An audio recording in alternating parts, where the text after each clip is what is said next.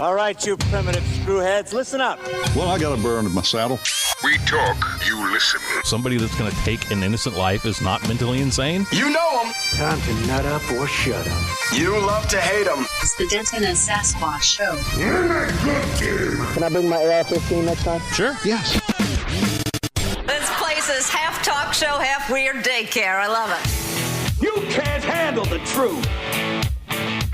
Hello and welcome once again to the Denton and Sasquatch show, coming to you both from Alabama and California. My name is Sasquatch. I'm the one in California, and my buddy Denton, he's over there in Alabama. How you doing, man? I'm pretty good. I'm doing excellent. I'm going to throw that out there. I am excellent today. Well, that's good to hear. I like to hear that you're excellent. Thank you. So what's been going on in California? How's your neck of the woods? How's the weather? It's the usual insanity. The weather's nice. It's been a little hot, actually. Speaking of California, real quick plug for our website, dentonandsasquatch.com. I posted an article over there by a writer from the Orange County Register. And I think it would be a good idea for anybody listening, even if you don't live in California, to go there and read the article that I linked there.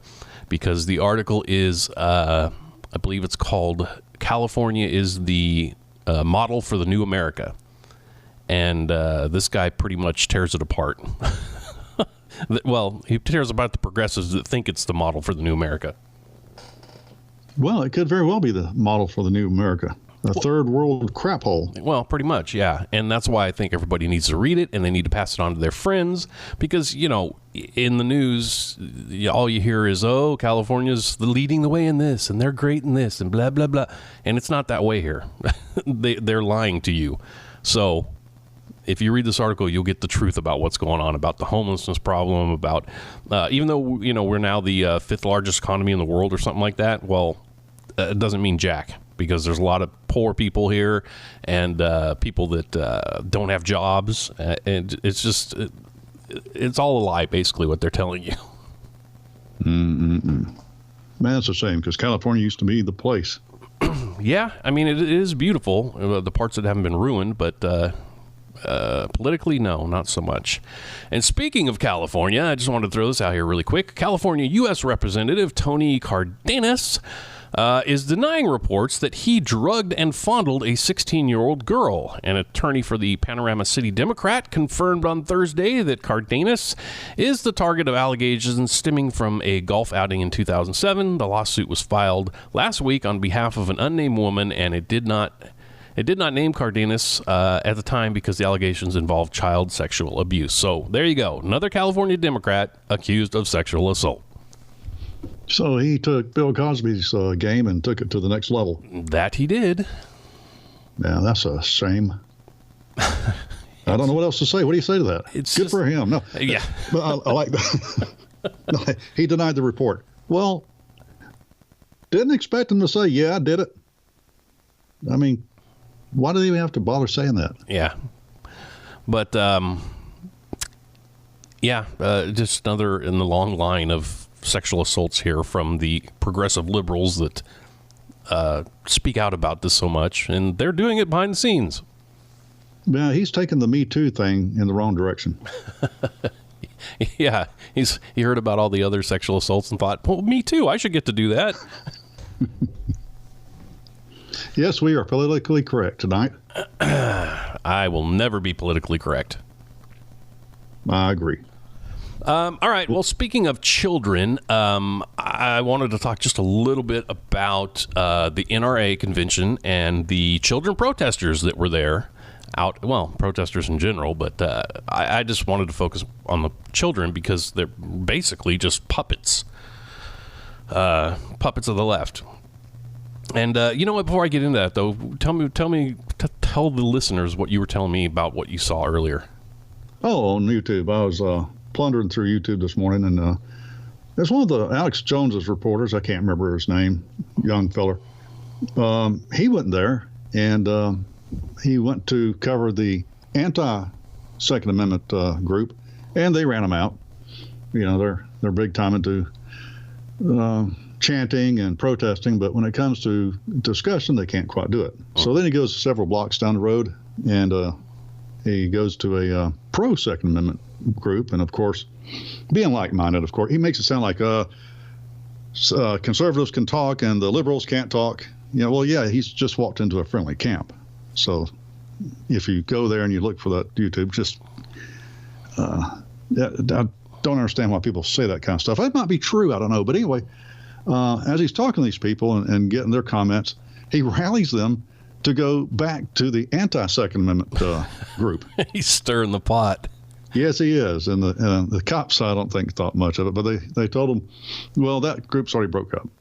And he didn't believe it. So they went on down there. And then it had kind of broke up. There was a few stragglers, people putting up they're selling shirts, that kind of stuff, of course. And he was trying to talk to these people. Most of them would say, I don't want to talk to you.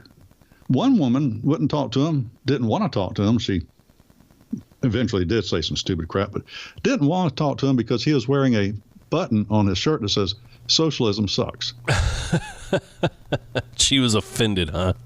Apparently, she's for socialism, which is the reason why I guess she's anti-gun, because that's the way communism takes over. When you disarm us, next thing you know, we're slaves. But anyway, he was talking to this one young girl that didn't want to talk at first, but he finally got her to talk. And she's anti-gun, but pro-abortion. Oh, well, that makes total sense. Absolutely. So he said, how can you be against guns because you say guns are killing kids, but for abortion that kills how many people a year? Over 1 million in our country. And then she says, well, are you going to adopt all those unwanted babies? Oh, so that's it. So if the baby is unwanted, kill it. Okay, well. Well, I was just going to say that these socialists and the liberals in general are more than happy to start some kind of social service for everything else, illegals, whatever. But when it comes to unwanted children, oh no, we're not willing to pay for that. Yeah. Now the child, let's say the baby is unwanted right now. Okay, but it's given life, it's put into adoption, whatever. Who knows? 20 years later, it may be a very happy, well-adjusted, successful kid. Well, yeah. Okay. I mean, it could be the person who cures cancer. You never know. Exactly. Now, those shootings are in high schools, right? Most of the time, yes. Where teenagers are. Mm-hmm. Now, we all know there's a lot of unwanted teenagers. Oh, yeah. I know a few myself. Troublemakers, drug addicts, you name it. Well, sure, when the shooters go in there and shoot up a high school, there's a chance it's going to be shooting some kids that's going to grow up to be well-adjusted, happy, and successful. But on the other hand, when they shoot them up, maybe they're going to kill some of those unwanted teenagers as well. I never thought of it that way. You're right. Well, now, let's think about it this way. So I'm just saying. Yeah, you got to look at all sides. Yeah, so anyway, it was he talked to a few, but he's right. They can't talk. They can't support their position, defend their position, or even explain their position without saying something stupid. Yeah, really, they just have mantras and slogans. That's really all they have. Yeah, they're mentally ill. That's for sure. Which, by the way, folks, we're going to try to do a midweek one, a podcast it is, and we're going to be talking about, they're talking about how do you handle mentally ill people with NICS, the National Instant Criminal Check System. And so you have something to look forward to around Thursday or so. Yes. But yeah, we're going to talk about crazy people and guns. Yeah, it's going to be sort of a pro-con sort of thing. Yeah, sure. Well, the reason I brought this up is I wanted to go sort of a different direction like you did, which is good. I just, I opened up my browser to the news section and all I see is, these children protesting and they all have their little signs and their little slogans and blah, blah, blah. And, everybody's talking about that. What they're not talking about is something that I got from our friend Slippy over at prepperforms.net. He posted something about Chicago where at least 78 people have been shot in the nation's third largest city since Monday. A troubling uptick of violence for a metropolis that had seen some recent success in reducing shooting incidents. Now, where is the media on this? Hey, you want to impress me? I want the ATF or somebody to go in there and round them guns up. Yep. do that, and my hat's off to you. I may give up one of mine. Well, it'll be a high point. There you go. But no, I just mentioned this because it's just the hypocrisy is so blatant, really. And then also I found this thing that nobody's talking about. I mean, Trump has brought it up a few times. I got this from drugabuse.gov. Every day, more than 115 people in the United States die after overdosing on opioids. The misuse and addiction to opioids, including prescription pain relievers, heroin, and synthetic opioids, such as fentanyl, is a serious national crisis that affects public health as well as social and economic welfare. The CDC, estimates that the total economic burden of prescription opioid misuse alone in the United States is $78.5 billion a year. That's including cost of healthcare, lost productivity, addiction treatment, criminal justice involvement. So that is to say, when you go to jail. Yeah, but I mean, the media, they're not talking about that. And 115 people a day. Can you imagine if 115 people a day were getting shot in school massacres? No, they'd be all over it. It's not very important to the agenda, though. I mean, drug-addled people are not going to defend their rights, and they're not going to stop tyrants. Well, that's sober gun owners, we will. Very true. And again, I just want to bring this up because of the hypocrisy of the media and what they're saying about, what they're focusing on when really there are bigger fish to fry, so to speak. Then also over at prepperforums.net, we got a new guy there named, his handle is HVACR. I'm guessing he does air conditioning. I don't know. I would guess. But he brought up a good point.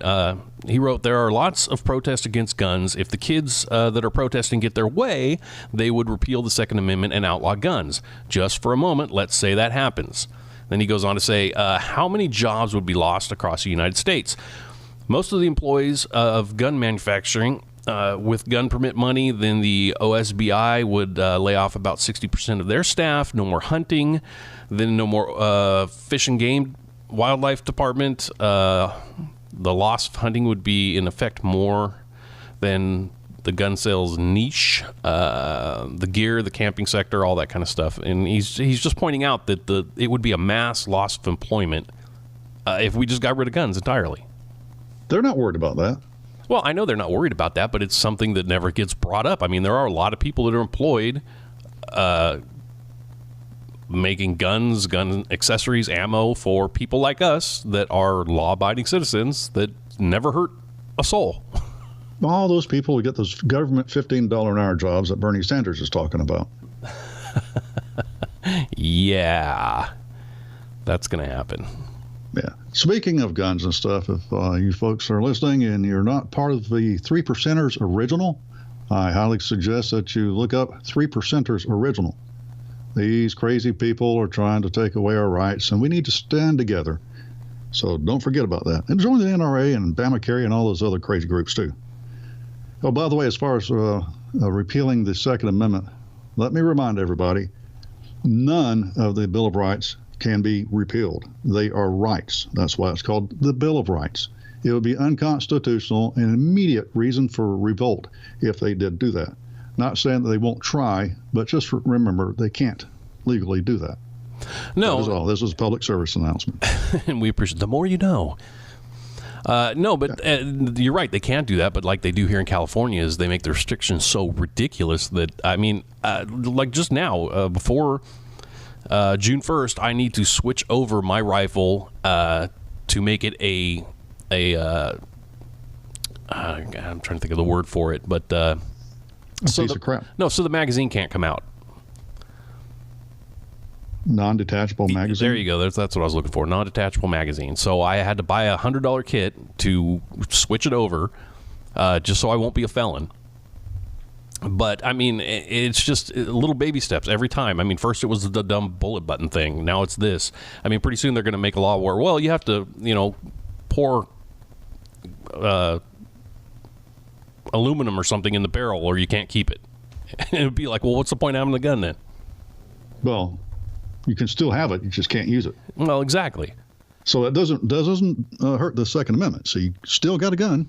Yeah, but that's what I'm saying. I mean, not everywhere, but at least here in California, they are They may not be getting rid of the Second Amendment, but they're pushing the envelope as hard as they can to make it so it's basically like you don't have a Second Amendment. So what is the Second Amendment about to begin with? Why are we able to keep bear arms? Hunting.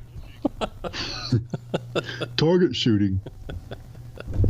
The whole idea is so that we can, if need be, one day take back our government from tyranny and arbitrary rule. If there's any place where you'll find tyranny and arbitrary rule in this country, I would say it would be California.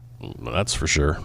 So they've made it to where if y'all wanted to, you couldn't push back against tyranny and really arbitrary rule because you can't. I mean, you can't detach a magazine. You can't quick reload. Well, you can't have more than 10 rounds. I mean, you're right. They're making it difficult if we ever did have to take back the state. Yeah, so it's just a mess. And then if Slippy has his way, he's going to wall up California so you guys can't escape anyway. Like I said, if that happens, just send the chopper for me. We'll have to. All right. Well, we got a lot of stuff I want to get to. So what do you want to talk about next? Millennials or YouTube?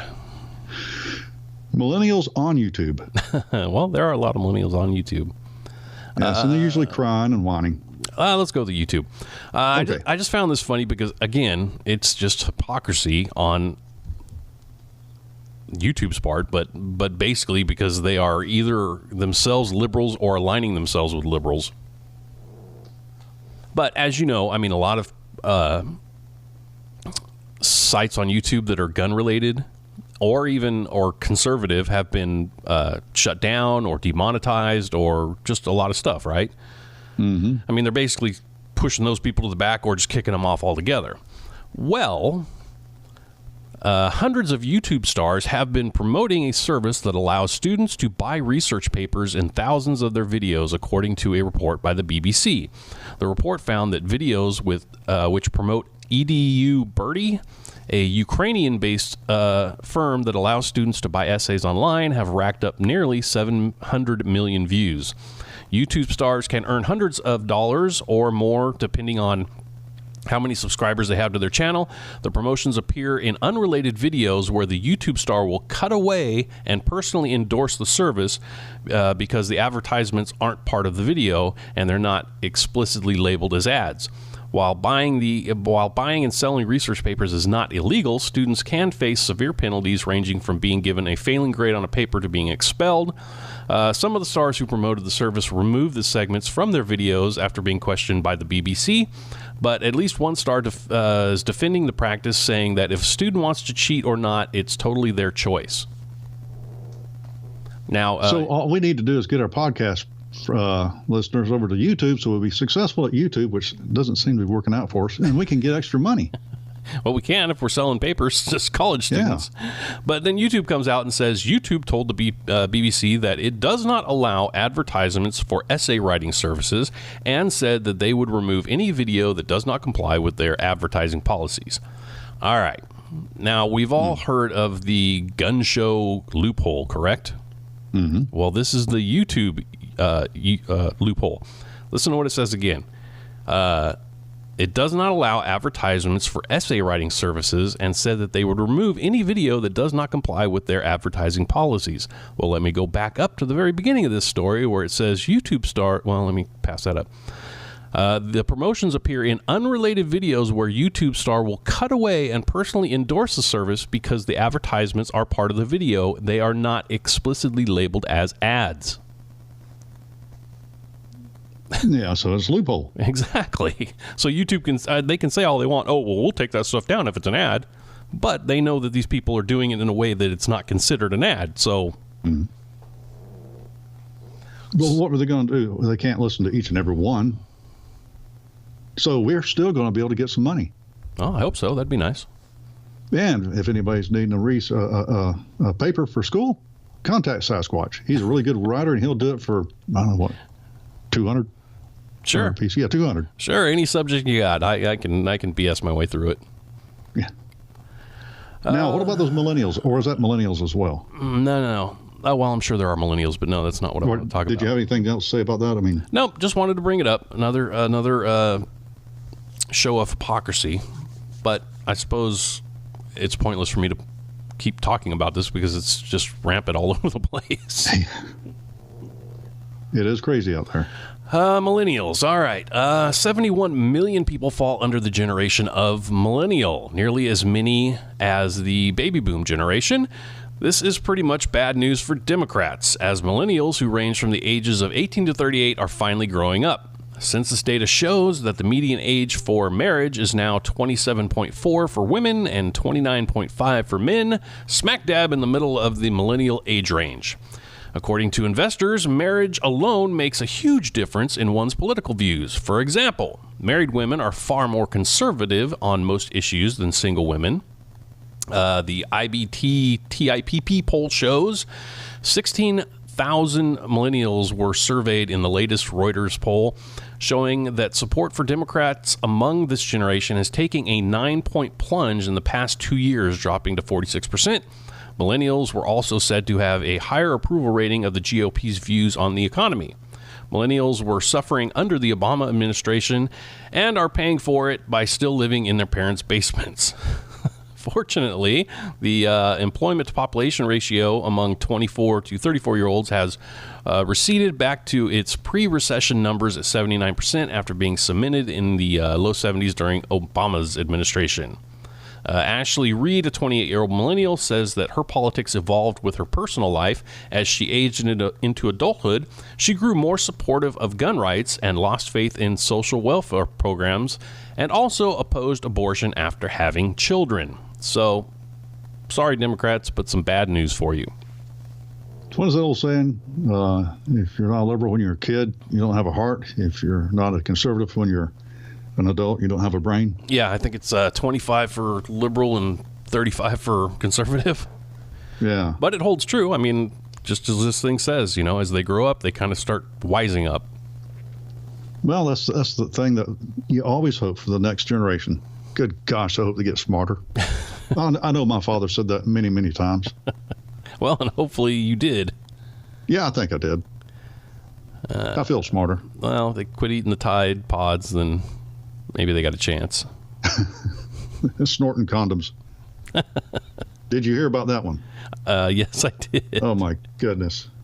The next I just hope they weren't used. The next one's going to be them setting themselves on fire. Well, I hope they have a buddy or YouTube in that. The self-fire challenge. That's just stupid. All right. The whole thing is stupid. I'm sorry. Yes, it is. I was about to go off on a rant. Go ahead. Well, I wanted to bring back a desk that we haven't done in quite a while. Is that the one that's named after me? Well, it could be. It is the Dumbass Desk. I knew that. That's your pet name for me when we're not broadcasting. The Denton/Dumbass Desk. Yeah. Hey, dumbass, get on your stupid computer. What's taking you so long? Yes. No, I just found 3 stories that all fall under the Dumbass Desk. Number 1, security camera footage from a Utah courthouse captured the moment that a man tried to escape police custody by jumping from the second-floor balcony. 35-year-old Christopher Clay Rudd was set to appear before a judge after he skipped out on his court-ordered drug rehabilitation. When he bolted from the courtroom, Rudd then ran through a hallway and threw himself off the balcony. Rudd suffered a broken leg and pelvis and a fractured skull. Police are unsure if he was trying to injure himself.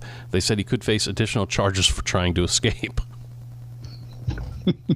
There is video of this. I'm sure if you Google guy jumps off balcony or something, you'll find it, but it is so funny because it's like 3 different cameras.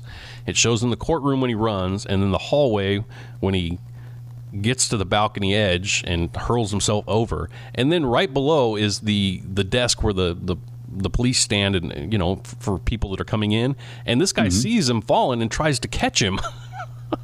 To say that the police are brutal and mean, I mean, this guy tried to catch a probably about 200-pound guy from falling off a second story. I mean, he missed, but at least he tried. He's insane. You can't stop a falling body. Well, you can if you want it on top of you. Yeah. Now you got 2 busted up people. Next on the dumbass desk, a man in India was mauled to death after he attempted to take a selfie with a bear in the eastern Indian state of Odisha. The victim, Prabhu Bhattara, was apparently driving a group of people home from a wedding when he stopped in the forest to relieve himself. That's when Bhattara spotted the injured bear and, against all logic, decided to approach the furry killing machine and try to take a selfie with it.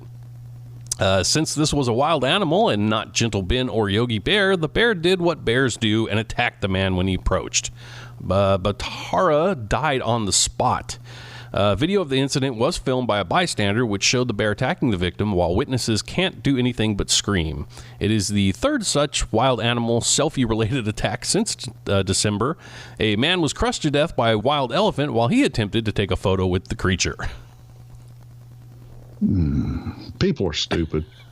That's from the People Are Stupid desk. Yeah, dumbasses as well, I'd say. Yeah. You're not going to catch me near a bear or an elephant. I'm not even going to ride one of those domesticated elephants. Not going to do it. I see no reason for it. I'd rather ride back in the Jeep that I got there with. And third from the dumbass desk, this one's a little more serious, but definitely dumbass. Idaho State University is facing a $8,500 fine from the United States Nuclear Regulatory Commission after it was unable to account for about 1 gram of weapon-grade plutonium. Hey, Bob. Yeah, Mike. Hey, where'd you put the plutonium? I don't know. Maybe it's in the washing machine. I don't know. The missing plutonium, which is about the size of a quarter, is not enough to create a nuclear bomb, but it could be used to create a dirty bomb, which could spread a small amount of radiation in a confined area. So that's not good. The NRC announced that the fine was the result of an inspection conducted on February 7th that found 2 violations. The school was using the plutonium to discover new ways to detect radioactive material smuggled into the United States. They were also researching ways to detect leaks in storage containers for radioactive waste. My big concern here is they're only getting fined $8,500. I don't know. I've got nothing for that this time. But I mean, seriously, some lone wolf crazy ISIS guy could have stole it, and their fine is $8,500. Yeah, I'll tell you what. If you stole that plutonium and you're listening to us, I have a challenge for you. I challenge you to consume that plutonium. It's the plutonium challenge. Yes, and videotape it and put it on YouTube. Yes. And then continue to YouTube for the next several days. We want to watch. We want to watch you glow. Yeah. Well, it went by pretty quick. That was a lot for a half hour. Yeah, it's pretty quick, pretty fun. Yeah, but we'll save up our energy for the midweek one. All right. I just hope it was both entertaining and informative. And if it wasn't, feel free to contact Sasquatch at Denton and Show@gmail.com. Yes. Yeah, because he's the only one that has the password for that, and I don't want to read it because my feelings get hurt. I've told you 1,000 times I'll give it to you, and you're like, nope, don't want it. Don't want it. Don't want it. Shoot, prepperformance.net, the people are one of our friends over there was pretty brutal with us for the last one. Oh, saying that it was okay, but wasn't one of your best. Well, excuse the heck out of me. Yeah, what do you expect for free? No, I appreciate the feedback, even if it's bad, because that only helps us get better. Oh, I've got one more thing I want to add. Come to think of it. I like to listen to Mark Levin, and at lunch, I go to my car and eat at lunch at work because I can't stand being in noisy break rooms. And I listen to Mark Levin. And a caller called up, and they were talking politics, of course. That's what Mark Levin does. And she started bashing some of McCain's his things he's done down through the years. And Mark stopped her and said, "No, I don't kick people when they're down. And McCain's down right now, so I'm not going to kick him." And I thought that was very gentlemanly of Mark Levin. Not going to kick a guy who's dying of brain cancer. Then I had to rethink my position. After was it this morning or yesterday? It came out. McCain does not want Trump at his funeral. Yeah, but he does want Obama. He wants Obama there, but he does not want Trump. And Pence is welcome too, but not Trump. Okay, McCain, you know what? On second thought, I'm not going to kick you. I'm not going to suggest anything bad happened to you. It seems like it is anyway, but I'm just going to blame that on your brain cancer. I mean, that's where you think is in your brain. You got cancer there, so I'm just going to assume that those illogical comments that you're making is due to brain cancer. So, okay, Mark Levin, I'm still with you. I'm not going to kick him while he's down. All right, good man. Moron. Not Mark, but John. Kind of figured that. So anyway, I've got nothing to add.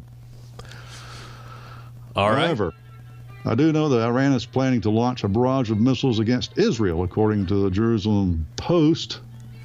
And you know as well as I do, that kind of stuff starts happening over there. It's going to be like a powder keg, and who knows how big the blast is going to be. Probably feel it over here, as a matter of fact. You know, so it would seem that we are quite doomed as a globe. So what do you think we ought to do? Eat some uranium and drink up. Good night, everybody.